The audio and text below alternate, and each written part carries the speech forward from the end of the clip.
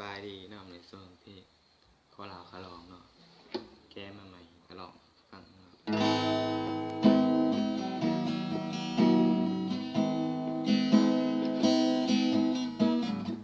ขลองแก้ไป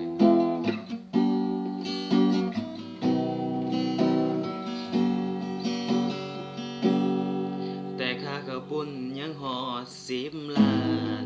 ใจค่อยสะท้านยานบ่ได้มียังบ่รวมค่าเหล้าค่าเบียร์สิได้เมียน้ำเพิ่นอยู่บ่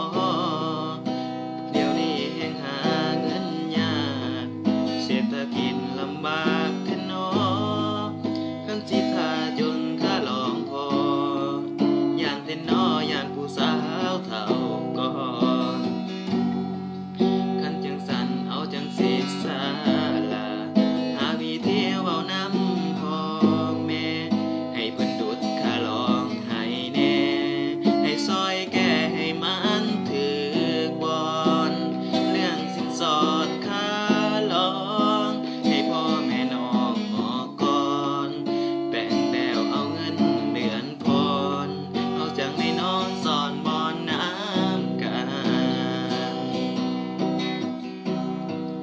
เขาหัวเพิ่นให้เสียหมูเข้าประตูเพิ่นให้เสียควายแต่อ้ายคนบ่รวยก็ซื้อควายก็ยังบ่ทันผ่อนเมียก็ผ่อนดนคงบ่เห็นกฎสวรรค์ยามทุกข์ให้เห็นใจกันยามด้วยนั้นเจ้าสิเอาซ้ำได้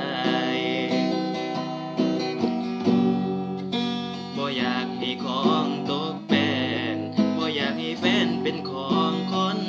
อื่นจึงวอนพ่อแม่ควรยืนอย่าขึ้นค่าลองแพงหลายเอาสินสอด3 บวกคุยเนาะลูกบอกก่อนว่าหาบ่ได้แม่เฒ่าเอ้ยขอความเห็นใจลดค่าลองให้ลูกแน่นา